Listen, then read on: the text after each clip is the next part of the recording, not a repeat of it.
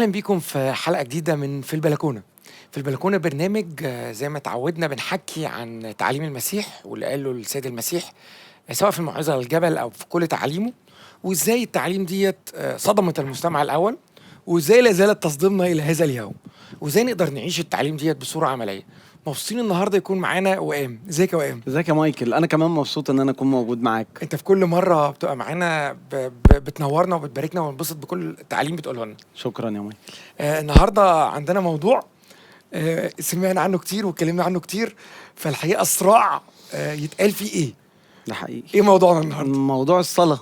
موضوع الصلاة فعلا اتقال فيه كلام كتير، ومش بس اتقال فيه كلام كتير، في صور نمطية موجودة في دماغ الناس عن فكرة الصلاة. لما تقول لأي حد الصلاة وتقول له ايه اللي بيجي في بالك، حتى الناس اللي بتتفرج علينا لو فكرت كده في الصلاة ممكن تلاقي بيجي في دماغه ايدين عاملة كده، شكل معين، وضعية وضعيه جسم معينه، ايا كان. بالظبط، حد رافع ايده، حد ساجد. مش عايز اقول ان الصلاة ملهاش علاقة بالحاجات دي، لكن الحاجات دي مظهر خارجي لحالة روحية داخلية هي الصلاة. سيد المسيح واحده من الحاجات اللي فرد لها مساحه في الموعظه على الجبل الصلاه. ايه النص اللي هنبتدي بيه كلامنا النهارده؟ لو ممكن يا مايكل تقرا لنا متى 6 عدد 5 و6. اوكي. متى 6 عدد 5 و6 بيقول كده: ومتى صليت فلا تكن كالمرائين فإنهم يحبون أن يصلوا قائمين في المجامع وفي زوايا الشوارع لكي يظهروا للناس. الحق أقول لكم إنهم قد استوفوا أجرهم. أما أنت فمتى صليت فادخل إلى مخدعك واغلق بابك وصل إلى أبيك الذي في الخفاء، فأبوك الذي يرى في الخفاء يجازيك علانية. بالظبط كده. المسيح النهارده في الجزء دوت اللي احنا قريناه بيلفت نظرنا الى بعد واضح جدا جدا في الموضوع بتاع الصلاة، انه الصلاة تواصل روحي داخلي، مش فعل خارجي علني قضيته ان انا اكون موجود او ان انا الناس بظهر تعرف إن للناس. أنا بصلي.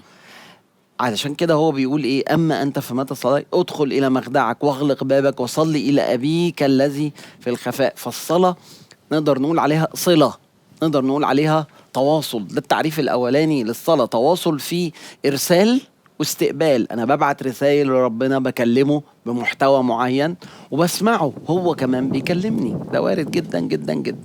المعنى التاني من معاني الصلاة مايكل هو الشركة.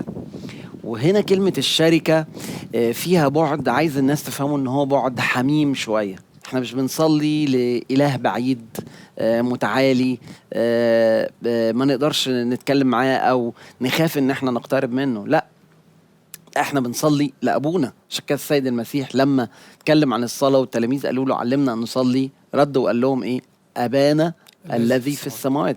فاحنا بنتكلم مع أبونا، مش بنتكلم مع اي حد. عشان كده الصلاة انا قلت رقم 1 ان هي تواصل، رقم 2 هي شركة مع ابويا. هي حوار مع ابويا، حوار دافي مع ابويا، مش مع كينونة بعيدة غريبة انا مش بقدر اتواصل معاها الا بخوف او رعب، والله اعلم هيرد عليا ولا مش هيرد عليا. لا، ملفت للنظر قوي. انا خدت بالي دلوقتي انت بتتكلم ان في كل مره جاب سيره الصلاه جاب العلاقه هي الابوه. ايوه، يعني تكرروا الكلام باطلا فيقول لهم اباكم يعلم. ايوه، اما انت فصلي الى ابيك. نصلي ازاي؟ ابانا الذي في السماوات. يعني في كل مره لما قال لهم المثل بتاع اي منكم لو ابنه طلب منه سمكه يعطيه حيه. فكل مره بيتكلم فيها عن الصلاه رابطها بالابوه. الحقيقة يا مايكل ان ابوة الله لينا هي الاساس بتاع حياتنا الروحية. لو احنا مش واقفين على الاساس ده، اي ممارسة روحية هنعملها باللغة الدارجة كده هتقلش، هتبقى مش مظبوطة. اما لو انا واقف على ارضية ابوة ربنا ومحبته ليا، فدايما هيكون في امكانية ان انا امارس الممارسات الروحية وتوديني الحتة فيها علاقة حميمة مع الله. ما هو الحته دي بقى تدخلنا في حته مهمه او حاجه خطره كده. يعني دلوقتي يفرق الصلاه ان انا ابن عن انا مش ابن؟ طبعا العنصر الحاسم في الصلاة مش الممارسة الخارجية اللي انا بعملها. الممارسة الخارجية دي اسمها مظهر الصلاة. اما الهوية الروحية الداخلية بتاعتي، قلبي وهو مكسور قدام ربنا، بنويتي لربنا الأرضية الحميمة اللي أنا واقف عليها. عشان كده قلت لك الصلاة هي تواصل. طب هتتواصل إزاي مع حد ما تعرفوش؟ الصلاة هي شركة. إزاي هتكون ليك رفقة حميمة مع حد ما تعرفوش أو مالكش علاقة معاه؟ فالهوية الداخلية والحياة الداخلية، الصلاة القلب هو اللي بيعملها مش الجسد. الجسد يتبع القلب. جسد يتبع القلب، هو المظهر الخارجي. المظهر الخارجي ده شيء ربنا بيرفضه تماما. شيء ربنا لما بيعتبر لما كان بيبص للصلاة بتاعة الفريسي والعشار في لقا 18، أيوه. هتلاقي انه الفريسي برضو عمل المظهر الخارجي، وقف قدام ربنا ورفع صوته وعمل المظهر الخارجي، ويمكن كان بيعمل حاجات كتير افضل من العشار. كان بيصوم وكان بيعشر وكان بيعمل حاجات كتير قوي، لكن قلبه هو اللي كان مشكلة. هو كان شايف نفسه إنسان بار، هو شايف نفسه مش محتاج ربنا في حاجة. يعني افهم من الكلام ده او انا بحاول اصيغ ليا وللي بيتفرجوا علينا انه الصلاة ممكن تبقى مجرد طقس او امر خارجي بيتعمل. الفيصل فيه لو انا ابن فالموضوع اتنقل حتة تانية، ما بقاش مجرد بالظبط. نظام بعمله، لكن هي شركة وعلاقة. الصلاة الحقيقية هي صلاة القلب مش صلاة الجسد. اوكي، نقولها فاحنا كده. قلنا انه اول حاجة هو تواصل، أيوة. تاني حاجة هو شركة، هو شركة. في حاجة كمان تالت حاجة هي وجود دائم في محضر الله. وجود وجود دائم في الله. محضر الله. الصلاة هشبهها بحاجة بسيطة تبسط لكل إخواتنا اللي بيتفرجوا علينا، إنه الصلاة عاملة زي الإنترنت. الموبايل بتاعك توصل على الإنترنت ولا لأ؟ لو هو متوصل وفي حد بعت لك رسالة، إنجاز التعبير ربنا بعت لنا رسالة، هتجيلك في أي وقت. في قلب يومك. لو أنت دايما متوصل وهتقدر ترد عليه وهتقدر تستقبل رده. لو عندك صلاة، عندك حاجة عاوز تتواصل بيها مع ربنا، هتقدر ان انت توقف وتبعتها بشكل مباشر. الوجود الدائم في محضر الله، التواصل الدائم في محضر الله، ده البعد الجوهري في الصلاة اللي احنا محتاجين نتعلم ان احنا ننسج في حياتنا، لانه الله لا تحده ظروف الزمان والمكان، احنا بتحدنا ظروف الزمان والمكان. الصلاة الحقيقية هي اللي تسمو فوق الزمان والمكان. صح، بس الجملة ديت مرعبة. الوجود الدائم في محضر الله. اوقات كتير انا متخيل محضر الله ده ان انا هروح احضر القداس، هروح احضر الكنيسة، هروح احضر الاجتماع، لكن اللي انت بتقوله ده انت بتنقلنا في نقلة تانية، ان انا في كل لحظة انا المفروض ابقى كده. خلينا نقول يا مايكل انه اللي بينور النور لفهمي للحتة دي هو ادراكي لشخصية الله، انه الله موجود في كل مكان وزمان. فاذا هو متاح في كل مكان وزمان ان انا اتواصل معاه. السؤال هنا المحك هو ايه؟ انا قلبي فين؟ هل لدي قلب راغب في التواجد في محضر الله كل حين؟ عشان كده المثل اللي كنا لسه بنتكلم عنه بتاع الفريسي والعشار، الحقيقة المسيح لما جه يتكلم عنه في لقا 18:1 بيقول الكتاب: وضرب لهم مثلا في أنه ينبغي أن يصلى في كل حين اصلا بقى يعني ده ولا يمل. أوكي. تخيل الرب قال كده، وبعدين ابتدى ضرب كذا مثل عن فكرة كذا. الصلاة، انه ينبغي ان يصلى في كل حين ولا يمل، لانه تبقى فاهم ان انت عندك اكسس، عندك قدرة للوصول لربنا في كل حين. وده بيوديك لحتة تانية ليها علاقة بحياتنا. هل انت بتتواجد في حتت ما ينفعش فيها تتواصل مع ربنا؟ هل انت بتعمل حاجات تتكسف وانت بتعملها انه ربنا يبقى واخد باله وانت بتعملها؟ لازم ما تكروتناش فيها، دي مهمة. احنا لازم ناخدها بالتفصيل ونخش على عمليا حياتنا ايه بعد الفاصل. احنا قلنا الصلاة هي اول حاجة انه في تواصل، تاني حاجة في شركة، تالت حاجة وجود دائم في محضر ربنا. هنروح نتفرج على فاصل صغير ونرجع تاني نكمل مع وئام عن الصلاة.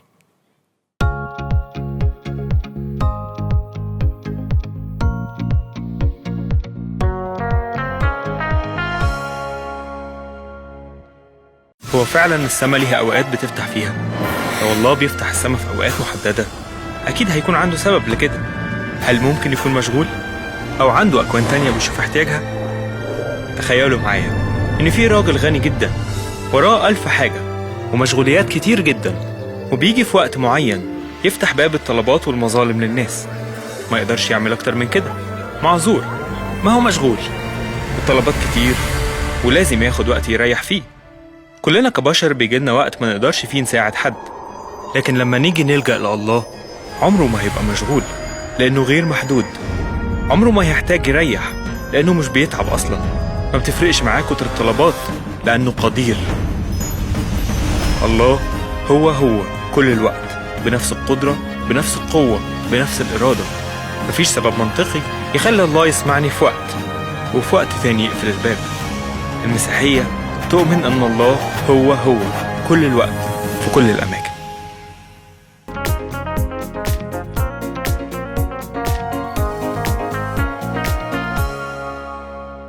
اهلا بيكم مره تانية في حلقه خاصه جدا عن الصلاه في البلكونه. بنتكلم عن الصلاه، كنا بنقول قبل الفاصل انه الوجود الدائم في محضر الله، وانه لو انا بعمل حاجه في وقت ما، هل انا طول الوقت جاهز في الحته الصح ولا انا مكسوف؟ انا عمال افكر ايه علاقه ده بالصلاه. علاقة ده بالصلاة علاقة بسيطة جدا. هل أنا عندي توجه قلبي راغب في الوجود في محضر الله في كل حين ولا لأ؟ مفتاح بيبتدي بالتوجه القلبي. هل عندي الرغبة دي في ان انا اكون في محضر الله كل حين؟ فاكر داود اتكلم في مزمور 27 الآية الشهيرة جدا اللي كتير بنرنمها: واحدة سألت وإياها ألتمس أن أسكن في بيت الرب كل أيام حياتي لكي أنظر إلى جمال الرب وأتفرس في هيكله. طبعا الدعوة اللي بقولها لك يا مايكل وبقولها لي وبقولها لإخواتنا اللي بيتابعونا، مش القضية أن أنت تتفرغ تسيب الدراسة وتسيب الشغل وتعزل نفسك في حتة تقعد تصلي فيها ليل نهار. مش ده اللي أنا بتكلم عنه، لكن أنا بتكلم عن امتحن قلبك، امتحن قلبي. قد إيه قلبي راغب إنه فعلا يكون موجود في محضر الله ينظر ويتفرس في جماله؟ قد إيه التواجد في محضر الله والتواصل معاه والشركة معاه زي ما كنا بنتكلم، دي حاجة ثمينة جدا جدا بالنسبة لي، أغلى من أي حاجة تاني. وده بينقل الصلاه نفسها بعد تاني خالص طبعا، لانه يعني يمكن ده يفسر اما انا في صلاه ينبغي ان يصلى كل حين، يعني بينقله لان الحاجات دي بتخلينا في حته تانية في الصلاه. متفق معاك. أوكي. متفق معاك. الجزء ده يا مايكل بينقلنا على نقطة مهمة جدا، هي تأثير الصلاة ينفع يعمل إيه في حياتي. هو ده اللي بيفرق ما بين واحد الصلاة بتأثر في حياته، واحد الصلاة ما بتأثرش في حياته.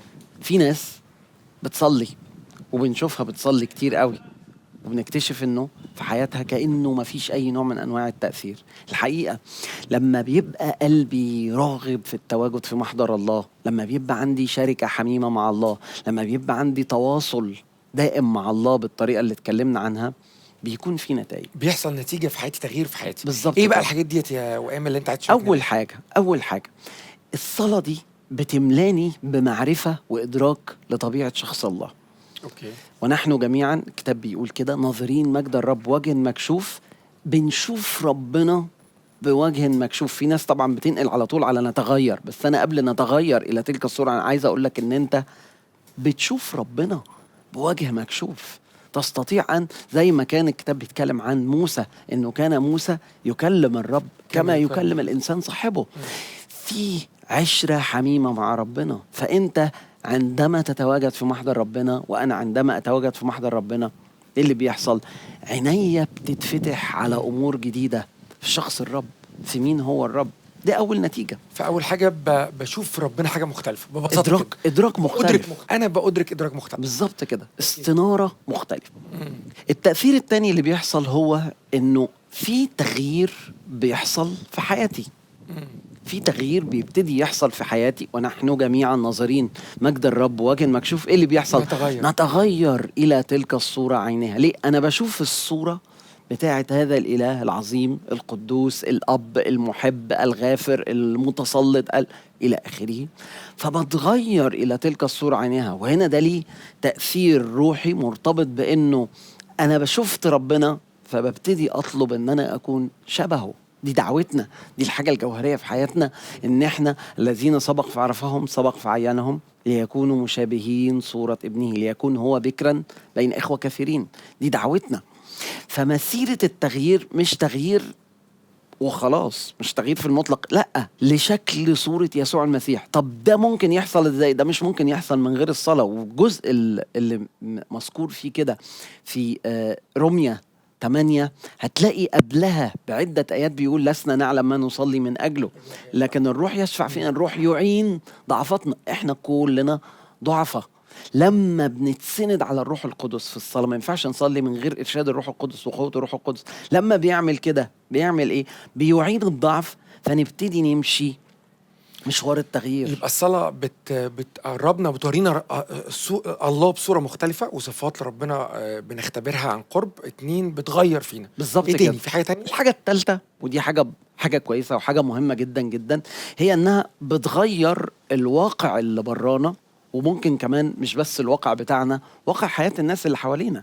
لانه وانا رايح لربنا الصلاة مش بس بتضع، هشبهها بالاسهم عشان تسهل الموضوع علينا وعلى اخواتنا اللي بيتفرجوا علينا، انه مش بس في الصلاة انا عينيا بتتفتح على ربنا، ومش بس في الصلاة سهم داخلي بقى بتغير، لا، في سهم تاني برايا، انه الواقع بتاعي بيتغير، وواقع الناس اللي حواليا ينفع يتغير. عشان كده السيد المسيح في الصلاة الربانية قال ان احنا محتاجين نصلي لتكن مشيئتك ليأتي ملكوتك. انا بصلي لأجل ملكوته في حياتي، في عيلتي. بطلب ده بوضوح. بطلبه بوضوح. ده مهم جدا جدا جدا. ليه؟ وإلا لو أنا في وقت الصلاة الشخصي بتاعي يا مايكل طول الوقت بصلي لنفسي لنفسي لنفسي لنفسي، أو حتى بسبح ربنا بس، وقت الصلاة ده هيتحول إلى وقت أناني جدا جدا جدا، لأنه بيركز عليا أنا بس.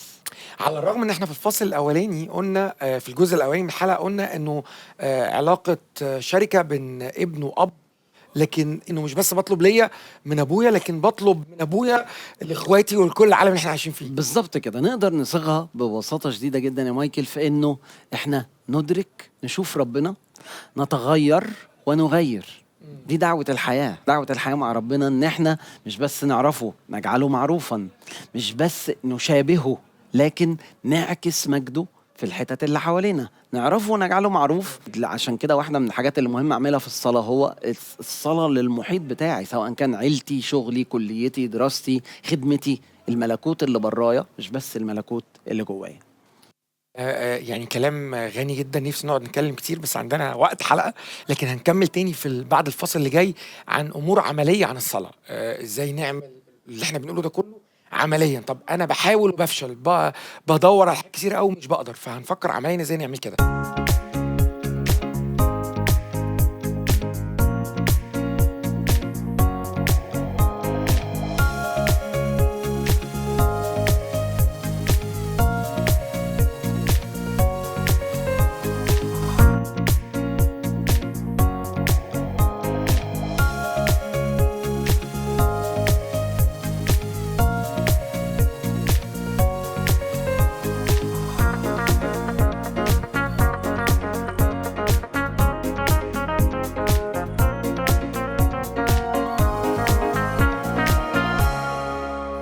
اهلا بيكم مره تانية بعد الفاصل. بنكمل كلامنا في البلكونه عن الصلاه مع وئام. ايه عايز تقوله؟ كنت بتقول في الفاصل يا وئام عايز تحكي في افكار عن انواع الصلاه. بالظبط. في طرق مختلفة للصلاة، أو نقدر نقول عليها محتويات مختلفة للصلاة، أو أنواع مختلفة للصلاة. مثلا الصلاة بتاعتنا ممكن يكون فيها شكر. لازم نعود نفسنا إن احنا نقدم الشكر على حاجات ربنا عملها في حياتنا، سواء في حياتنا اليومية أو حاجات بشكل عام. أشكره على كلمته، على الفداء، على شركة الروح القدس. في التسبيح إن أنا باخد وقت بمجد ربنا في ذاته، بمجد ربنا من أجل أفعاله اللي هو عملها. في صلاة اسمها صلاة طلب ملكوت الله. بطلب زي ما كنا بنحكي، بطلب ملكوت الله لحياتي، لعيلتي، لشغلي، للناس اللي حواليا، لخدمتي.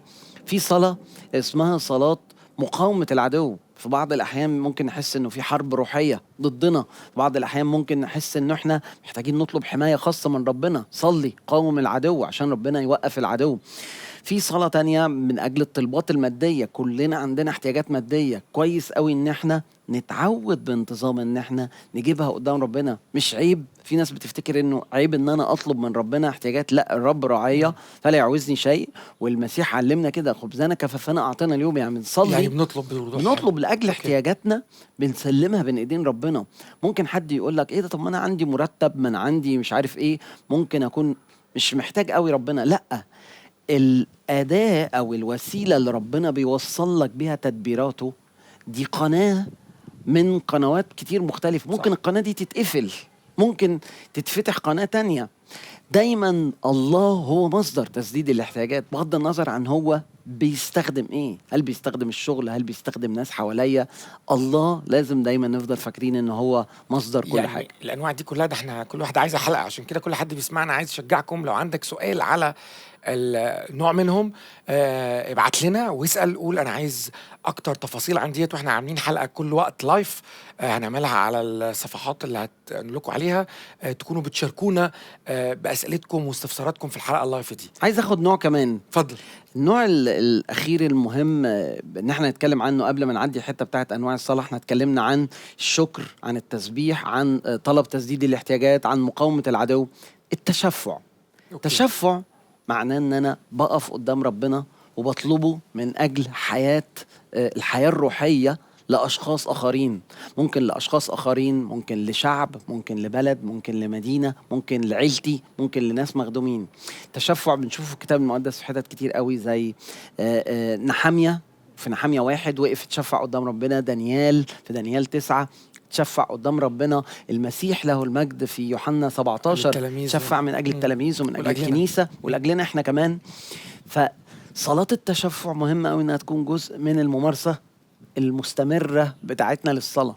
اللي قلناه دوت كلهم انواع، ونقدر نقول افكار عمليه انه ازاي في اوقات صلاتنا بنبقى محتارين اقول ايه واصلي ازاي. فدي افكار كلها تكون بنحطها في الصلاه. بس انا عايز يا وئام قبل ما ياخدنا الوقت وتخلص الحلقه تقول لنا شويه نقط خطوات عمليه. اديني خطوات بقى. انا دلوقتي يلا بقى انا اتحمست وعايز ابدا اصلي. قول لي 1 2 3 4. طيب خليني اقول كم نقطة كده عملية مايكل علشان تساعد الناس انها تفكر بشكل عملي في الصلاة. النقطة الاولانية المهم جدا ناخد بالنا منها هي انه الصلاة ممارسة روحية منتظمة.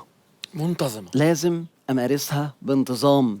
انتظام بمعنى ايه؟ بمعنى انه حافظ على عادة الصلاة يوميا في حياتك، انه في وقت بعمل فيه ايه؟ بتواصل، بتواجد في محضر ربنا، بمارس فيه الشركة مع ربنا في وقت مكثف، وقت واضح. في ناس احيانا بتقول لي ما انا طول ما انا في المواصلات بصلي. أيوة يعني ما انا في حالة تواصل دائم، مش لازم قوي تحبكوها كده. دي حاجة لطيفة وحلوة، لكن هي مختلفة عن ان انا اكون بقضي وقت واضح في تركيز، في هدوء قدام ربنا، اتكلم معاه وبسمعه. يبقى رقم 1 الانتظام. رقم 2 مش مهم المكان اللي انت هتصلي فيه يكون ليه مواصفات، اهم حاجة انه يكون هادي. ليه؟ زي ما انا قلت، الصلاة فعل داخلي انا بعمل من خلاله ممارسة خارجية اللي هي بتاعت الصلاة. الصلاة فعل داخلي، الصلاة هي صلاة القلب. قلبك شكله ايه؟ مش مهم المكان اللي انت هتصلي فيه يبقى ليه مواصفات، لانه في ناس بتحس انه ما عنديش مكان منفرد، ما عنديش مكان اقفله عليا، ما عنديش اوضتي. عود نفسك انه ينفع تقعد في مكان هادي، ينفع كورنر، ينفع فوق سطح البيت، ينفع في حد ممكن يكون ساكن في مكان ضيق يتعود ان هو يتمشى ويروح يقعد في حتة معينة فيها بعض الهدوء ويصلي ويطلب ربنا. استخدم اي لغة، خليك حر في تعبيراتك قدام ربنا. ليه؟ لانه ده ابوك اللي انت بتتكلم معاه. الحاجة العملية اللي بعد كده اللي عاوز اقولها انه دايما املى صلاتك بالتنوع في نوعية الحاجات، المحتوى بتاعها. خلي صلاتك دايما فيها شكر، اللي هي المجموعة اللي قلناها من شوية. خلي صلاتك دايما فيها شكر، فيها اعتراف وتوبة، فيها طلب لتدخلات ربنا. ما تخليش صلاتك فيها تشفع، ما تخليش صلاتك عن نفسك بس، تخليش صلاتك عن اهتماماتك بس. ليه؟ لو طول الوقت مش بتصلي غير عشان نفسك هتتحول مع الوقت الانسان اناني. عندك انانيه روحيه. انت مش قادر تشوف غير انه عايز تشوف ربنا وعاوز تتغير، بس مش قادر تغير، مش قادر تحس بالعالم اللي حواليك. اخر حاجه عايز اقولها عن الصلاه هي انه مش مهم قوي انه مده الصلاه تكون طويله، لكن المهم ان انت تصلي بانتظام، احيانا مدد قصيره واحيانا مدد طويله. يمكن انا ما بقدرش اقعد اصلي كتير قوي قدام ربنا، ابتدي بوقت قصير وحاول بمرور الوقت ان انت توسع الوقت اللي انت بتقضيه قدام الرب. القضيه مش بالوقت الصلاة مش بتتوزن بالوقت زي الكيلو كده، لا خالص. القضية بالكواليتي، بالجودة. انت فعلا تواصلت مع ربنا، انت فعلا عبرت عن حاجات مختلفة. ولكن في نفس الوقت انا ما اقدرش اتجاهل وانا بقول انه القلب هو اهم حاجة وتنوع الطلبات هو اهم حاجة، انه ما اقدرش انكر انه قضاء اوقات اطول في محضر طبعا. ربنا بيغيرنا. انا فرق معايا كلمه كررتها اكتر من مره، انتظام انتظام انتظام. يعني ولحظه كده حسيت ان انتظام دي جايه من نظام. يعني لازم يبقى عندي سيستم في صلواتي وفي قعداتي قدام ربنا بشكل منظم، ما اسيبهوش عشوائي. انا موافق جدا، موافق جدا على الصلاه ده. عشان كده كتير قوي في ناس بتسمي الصلاه تدريب روحي. أيوة. مفيش تدريب روحي او تدريب حتى رياضي او بدني ينفع يتعمل يوم ويوم لا، او اسبوع واسبوع لا. اللي عاوز كل الرسول بولس بيقول كده: كل من يجاهد يضبط نفسه في كل شيء. هؤلاء الناس اللي بتمارس الرياضة الجسدية علشان ياخدوا إكليل يفنى أو جايزة، يعني ميدالية، إكليل، أي حاجة، بس حاجة دي هتفنى. أما نحن نتيجة المواظبة بتاعتنا على أيوة. التمرين، على ترويض النفس، هتدينا إكليل لا يفنى. في تقل، في تقل من تراكم عمل الله في حياتي كل ما بصلي بشكل منتظم أكتر وأكتر. يعني شعرت كمان انه لما ربطت بحاجه قلناها في اول الحلقه، انه ازاي الوجود الدائم في محضر الله، فحسيت انه كله انا محتاج ابقى في نظام، وفي نفس الوقت طول الوقت بطريقه موجود. محتاج أبقى باخد وقت هدوء وبصلي وانا ماشي في الشارع وانا في المواصلات. فالصلاه جزء من نسيج حياتنا بشكل او باخر. ودي التذكرة يا مايكل اللي أنا في آخر كلامي نفسي أسيبها مع الناس. الصلاة تواصل دائم، الصلاة شركة دائمة، الصلاة وجود دائم في محضر ربنا. ينفع نكلمه في أي وقت، ينفع نكلمه في أي حاجة. ميرسي يا وئام جدا على الحلقه ديت. ميرسي لكل حد كان بيتفرج علينا. مستنيين تعليقاتكم وارائكم، ونقابلكم في حلقه جديده من في البلكونه.